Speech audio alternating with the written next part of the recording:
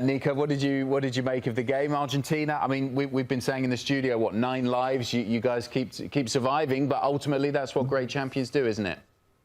9 or infinity. I think it's incredible that Argentina collectively is playing the way that they are and that they've gotten to a semifinal of the World Cup. I don't think Argentina has played from least to greatest this World Cup. They probably started with their best performance against Algeria and gotten progressively worse collectively. I think any Argentine fan sees this team and says, they are so far away from their ceiling. I guess the good news is that the semifinal against England just is set at a different context, and perhaps England isn't at their best, but I was at the England game today. Although England wasn't at their best, they played better than Argentina. Argentina's really struggling, and I think Scaloni is the main man to point a finger at, because he's playing the same team, he's making the same substitutions, and this team really needs just a different layer, because they're really struggling collectively and even individually. Rarely somebody is standing out, and it always goes down to the wire, either an epic comeback or an incredible goal. To a certain degree, Ian used the word luck. Argentina needed several things to go their way, to be playing this poorly and to be in the semifinal of the World Cup. Nico, I want to ask you a question about emotion a little bit more than the tactical aspect. So I think Argentina and Messi have always been a fan favorite, right? Messi for sure. And I think last World Cup, there was tons of neutrals wanting to see Messi do well. This World Cup, because of some of the controversy, I can tell you firsthand, it swayed my parents. My family is not on the Messi train anymore. I'm wondering, as an Argentinian, how do you feel about it? Are you just happy that you guys are still in it? Is it dented a little bit of the emotional, happiness of getting to the semifinals? How do you feel about some of the controversies that's kind of stuck with Argentina in this World Cup? Listen, I don't think that Argentinians really care about the controversy. And in fact, I think everything's debatable. It's not, in my opinion, anything egregious. It's not like they violated anything like the letter of the law. No serious journalist around the world is following what the fans are saying about Argentina. Today's yellow card, it happened in the USA game. It happened today. Do we like this reinterpretation of the rule to bin simulations? Maybe, maybe not, but it happened before. It's nothing that hasn't occurred. They're not making it up right here to just benefit Argentina. The crazy part to me is that if the referee didn't give Paredes a yellow originally, then it couldn't have been reviewed, right? Because then you're not talking about a mistaken identity. Oh, the other guy, there's no yellow to switch over to another player. I think we shouldn't be calling out the controversy. We should be calling out the referees for not seeing that egregious flop then and there in the moment. VAR, you guys were talking about with Cristina, so invasive in the game, and it's making referees much worse, where they have this safety net, and it's been atrocious. But Benny, you think Argentinians care that the rest of the world is against them? I grew up in an age where everybody hated Argentina, and everybody likes Argentina now because of Messi. Everybody loved Brazil because Brazil was the incredible, happy, joga bonito spirit dancing on a football pitch. Not and anymore. Argentina was the most hated team in the world. Exactly. Things have flipped, right? And I actually almost can't believe that Argentina we live in a reality where Argentina is beloved, right? Going into the 2022 World Cup, everybody wanted Argentina to win for Messi. So frankly, to be honest, within Argentina, my pulse is that Argentinians couldn't care less if the world is against them.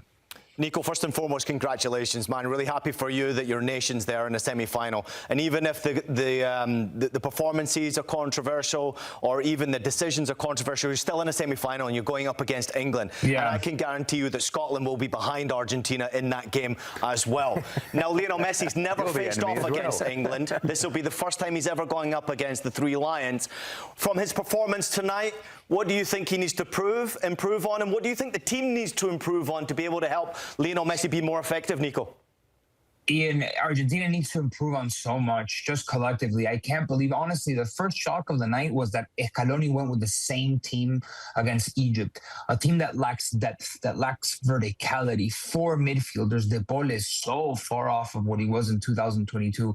Enzo Fernandez, again, subbed off, didn't have a great night. McAllister was a little bit better than he was against Egypt, but against Egypt, he was really poor. Paredes was not as great as he was against Egypt. This is a team that's still trying to find a little bit more of an identity, a little bit more of a rhythm. I guess with Flaco Lopez and Nico Gonzalez and Thiago Almada, the team changed a little bit. It had a different complexion, but not really too much. It was endless recycling of that ball, getting stuck in that pattern of moving it around and trying to find the open space. And Messi looked tired today, and you can't just always play hero ball with Messi, right? It's his first time in 9 games that he doesn't score at the World Cup. So you're going to have other individualities bail you out. Today it was Julian Alvarez, but how long did it take Julian Alvarez to get going? I think he was a little bit better today physically, but for his confidence, this goal is really important to him. They're struggling, Argentina, to come up with answers, to even have a sense of direction in what they want to do. It's a team that scrapes by, and it's incredible that they have this championship resilience that has allowed them to scrape by into a World Cup semifinal. Now, it's not their fault that Uruguay couldn't finish second in their group, and then they would have probably faced Uruguay and not Cape Verde. It's not their fault that Colombia couldn't beat Switzerland in penalty kicks, and today the match wasn't against Colombia, because I guarantee you it would have had a very different feel had it been Colombia instead of Switzerland. And I'm not sure Argentina gets by that one. But now I think for the very first time in the entire tournament, Argentina's met with a force that is just as good or even better than them, right? At this point, if you're the worst team, you shouldn't go through. And Argentina needs to improve collectively, individually, even Dibu Martinez. There are very few players. I think the brightest point throughout all of this was perhaps Cuti Romero. But Argentina does need to improve dramatically if they don't want their World Cup run to end against England. Yep. And Nico, real quick, just last question. If Argentina is to win the World Cup, tell me one guy that has not played a big part in this World Cup that we've been clamoring for. Who do you think can come off the bench and maybe spark this team a little bit?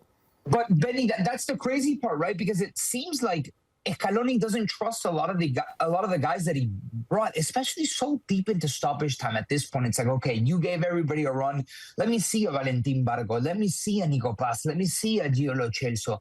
Different players that can change the feel of a game, right? Valentin Barco is a very young midfielder full of tenacity, and just doesn't play with him. Nico Paz, he rarely plays.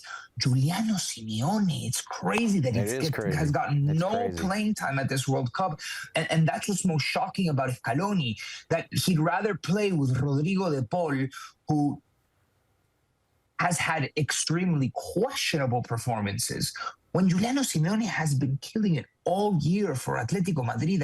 I don't understand it. And to be honest, I don't think a semifinal appearance for Argentina is a reflection of how good or how good they've been at the World Cup. Getting to semifinals is not by any means a reflection of how they've been playing at this World Cup, but to a certain degree, being a champion, having that spirit, having that competitive edge, being able to stay in games even if you're the worst team, you got to give to a certain degree some credit. And obviously this match against England on Wednesday, it's just going to have a different taste to just a normal World Cup semifinal. Yep. It feels like we're building up towards something greater than football, something like a legacy match at the FIFA World Cup, especially because both teams haven't been that convincing. Let's call it a war. Oh, I wouldn't say that. Right, we're looking forward to that game on Wednesday. Nico, I'm sure you've got a busy day again tomorrow, so thanks for joining us. Good stuff, Nico. Yeah, definitely. Yeah, we head on Monday to Atlanta, so we'll be in Atlanta starting Monday, guys. We're going to send Adam down there just to annoy you as well, by the way. He can live in the RV with us. If he wants to make the drive from Miami to Atlanta, he's more than welcome. I think he's going to drive. I've heard it smells, Nico. I'm not going down there. Talking some smelly ratings from Sofascore here for some of the the Argentinian players, I'm guessing, given the performances from a few of them. They've given Messi an 8.9, Benny. 8.9. Was that an 8.9 kind of game? I'm not exactly sure, what they saw. I don't think Messi did too much in this game. He got an assist in the first goal. That was about it. He was quiet. He had that shot in the second period of extra time that led to the shot that Julian Alvarez eventually got the goal. But this was a very quiet night for Mr. With the Lionel. Messi inflation going on there. Do you think 7.6 for Julian Alvarez was fair? I mean, I know he scored the goal, but he did absolutely nothing other than that. He was pretty poor as well. I think the 7 was for the goal, the 0.6 was for everything else. Yeah. One of the great stats that are coming out of it, though, 4 of Alvarez's 5 World Cup goals have been scored in the knockout round. So, albeit not necessarily impactful for the full game, all you need is a moment of brilliance, right? We've experienced it as players. You've experienced it as well, Adam, when you've been at big games for your team or even broadcasting. Moments of magic from players that sometimes are not even involved in the game for the majority of it. Then they can switch on. That's what Argentina have. But you have to be given the opportunity to do that. And I think obviously a lot went right for Argentina tonight with the referee's decision. And at the vital moment, for 40 minutes, Switzerland held on without conceding. Eventually, the quality came through.